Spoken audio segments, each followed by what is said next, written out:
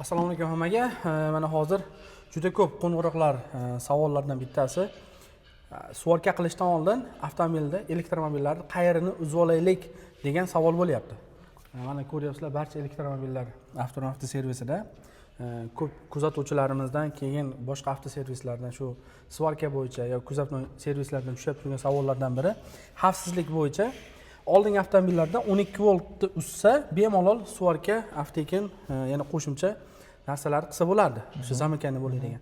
Hozirgi elektromobillarda bo'lsa, ozgina dolzarb, juda ham tez kuyadigan, blokka tushadigan narsalar borligi uchun tushib turgan savollar bor. Mana shu savollar bo'yicha bitta mutaxassisimiz bor. Mana shu yerda ishlayib turgan, barcha ishlar yuritib turgan bir ma'lumot bersangiz, shu savollarni o'zlari javobini topishib olsa. Mana qarshilangda Kia elektromobil avtomobili. Assalomu alaykum azizlar. Yaxshi savol bo'ldi. Ne только kuzovchi ustalarimiz aslida juda ko'p elektromobilni mingan, bundan foydalanayotgan insonlarga yaxshi savol bo'ldi. Chunki bu yerda 800 volt katta tok chiqadi, 800 volt, 400 volt tok chiqib turadi. Birinchi o'rinda bu avtomobillarda chika degan narsa bor.